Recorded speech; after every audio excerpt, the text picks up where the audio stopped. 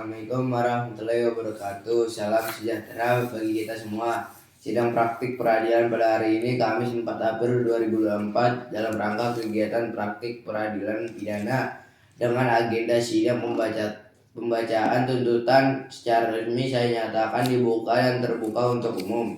Pada kesempatan ini izinkan kami memperkenalkan susunan majelis serta para pihak yang hadir. Majelis Hakim terdiri dari Ketua Majelis Adil Selalu SHMH, Hakim Anggota Amanat Terus SHMH dan Jujur SHMH, Panitera Pengganti Tuan A, para pihak Sri Wahyuningsi selaku penuntut umum, Ayam selaku terdakwa. Sebelum sidang dilanjutkan, kami mengingatkan agar seluruh peserta menjaga ketertiban, menaati tata tertib persidangan, serta mengikuti alur persidangan sebagaimana mestinya untuk kepentingan pembelajaran. Dengan demikian, sidang praktik pada hari ini siap untuk kita laksanakan. Majelis mempersilahkan agenda pembacaan tuntutan untuk dimulai. Demikian pembukaan sidang. Terima kasih. Kejaksaan Negeri Bandar Lampung. Surat tuntutan nomor registrasi perkara PDM 45 Romawi 2024 PN-PDL. Kejaksaan Negeri Bandar Lampung. Demi keadilan berdasarkan ketuhanan Yang Maha Esa. Jaksa penuntut umum pada Kejaksaan Negeri Metro Lampung setelah membaca secara seksama dan mempertimbangkan seluruh hasil persidangan berkenaan dengan perkara terdakwa. Identitas terdakwa: nama lengkap Ayam, tempat tanggal lahir Lampung 12 Januari 2021, umur 23 tahun, jenis kelamin laki-laki, pekerjaan mahasiswa Universitas Bumi Prodi Bahasa Sanskerta, alamat Jalan Melati nomor 45 Bandar Lampung, agama Islam, kebangsaan Indonesia. Dakwaan: bahwa terdakwa Ayam telah didakwa dengan surat dakwaan nomor registrasi perkara PDM 45-2 Romawi 2024 PN-PDL dengan uraian sebagai berikut. Dakwaan primer: melanggar pasal 340 KUHP menyatakan barang siapa dengan sengaja dengan rencana lebih dahulu merampas nyawa orang lain. Dakwaan subsidiar: melanggar pasal 338 KUHP menyatakan barang siapa dengan sengaja merampas nyawa orang lain. Fakta-fakta yang terungkap di persidangan. Berdasarkan hasil pemeriksaan di persidangan, baik dari keterangan saksi, ahli, terdakwa, alat bukti, dan barang bukti, diperoleh fakta hukum sebagai berikut. 1. Korban Bebek 19 tahun adalah mahasiswa Universitas Bumi yang ditemukan tewas di kosannya pada tanggal 2 Februari tahun 2024. Jenazah korban dibungkus plastik besar, dilapisin spray, ditaburin dengan pengawet dan parfum agar tidak cepat membusuk. 3. Saksi-saksi tetangga kos menerangkan bahwa terdakwa sering datang ke kos korban dan hubungan keduanya terlihat baik. 4. CCTV menunjukkan terdakwa sebagai orang terakhir yang masuk ke kamar korban sebelum korban hilang kontak dengan keluarga. 5. Terdakwa mengakui menusuk korban memakai pisau lipat yang sudah disiapkan dalam jok motor sebelum datang ke kos korban. 6. Terdakwa berpura-pura hendak pulang, lalu mengeluarkan pisau dan menusuk korban berulang kali di bagian leher dan dada hingga korban tewas. 7. Motif terdakwa adalah iri hati, frustasi ekonomi, terlilit pinjaman online, dan meniru adegan film. 8. Setelah korban tewas, terdakwa mengambil laptop MacBook, dompet, dan telepon genggam milik korban. 9. Terdakwa ditangkap pada 4 Februari tahun 2024 oleh Polres Metro Lampung. 10. Hasil visum menyatakan korban mengalami luka tusuk vital di leher dan dada yang menyebabkan pendarahan hebat dan kematian. Analisis yuridis: A. Unsur-unsur pasal 340 KUHP terpenuhi. 1.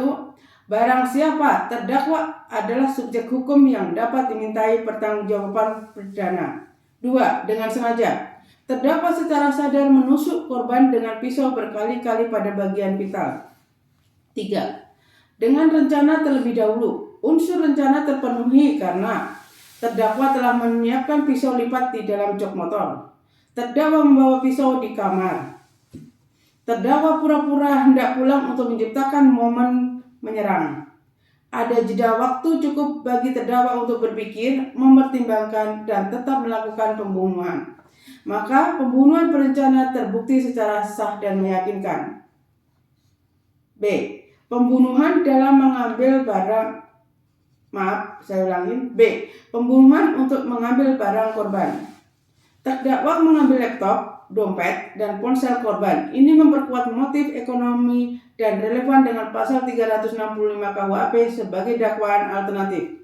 Namun karena unsur pada pasal 340 telah terpenuhi secara sempurna, maka jaksa penuntut umum menuntut berdasarkan dakwaan primer.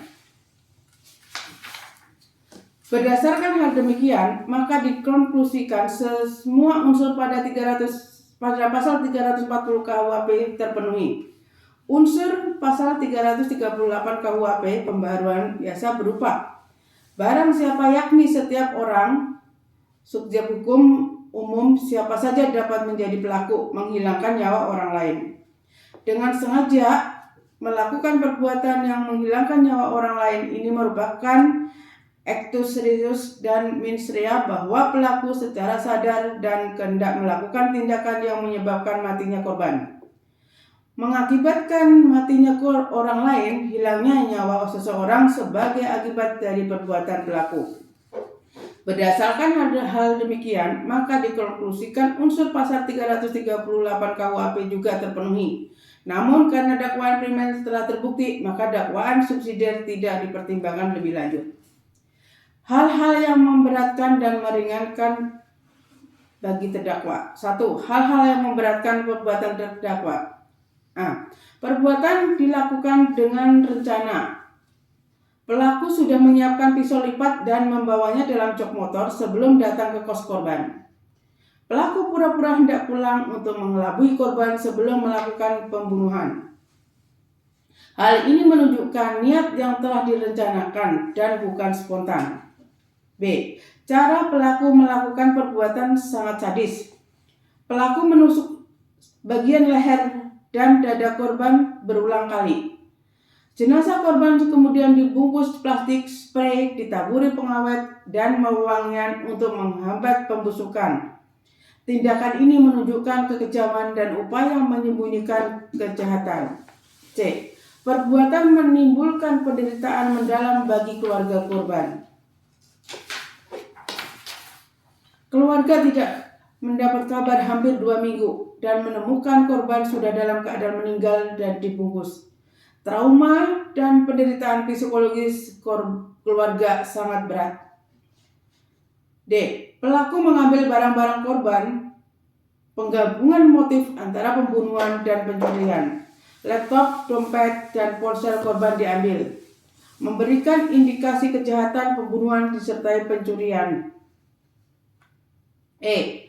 Motif tidak dapat dibenarkan secara moral. Pelaku melakukan pembunuhan karena iri terhadap kesuksesan korban serta masalah ekonomi pribadi. Motif ini dianggap tidak beralasan dan tidak dapat dibenarkan. F.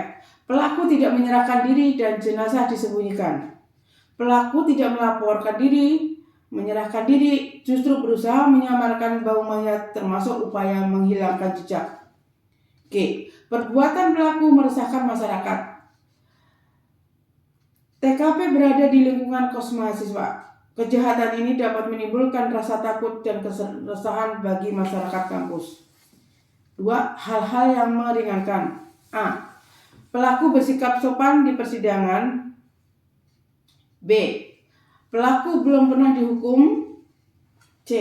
Pelaku mengakui perbuatan dan menyesal. D. Pelaku masih berusia muda. Tuntutan. Berdasarkan uraian tersebut di atas, jaksa penuntut umum menuntut agar Majelis Hukum Pengadilan Negeri Bumi 1. Menyatakan bahwa terdakwa Ayam terbukti secara sah dan meyakinkan bersalah melakukan tindak pidana pembunuhan berencana sebagaimana pasal 340 KUHP dan pencurian dengan pemberatan sebagaimana pasal 365 ayat 3 KUHP. 2. Menjatuhkan pidana terhadap terdakwa berupa pidana penjara seumur hidup atau subsidiar pidana penjara selama 20 tahun.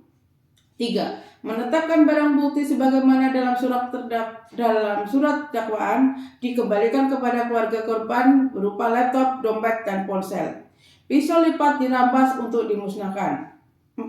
Membebankan terdakwa untuk membayar biaya perkara. 5. Menetapkan barang bukti berupa 1 buah pisau lipat, 1 unit laptop MacBook, 1 buah dompet, 1 unit ponsel berupa plastik besar, spray pengawet, dan wewangian untuk dirampas dan dimusnahkan. 6. Membebankan biaya perkara kepada terdakwa. Penutup. Demikian surat tuntutan ini dibuat untuk digunakan sebagaimana mestinya. Bandar Lampung, 4 April tahun 2024, Jaksa Penuntut Umum Sri Wahyuningsih, Sarjana Hukum, Kejaksaan Negeri Bandar Lampung. Terima kasih.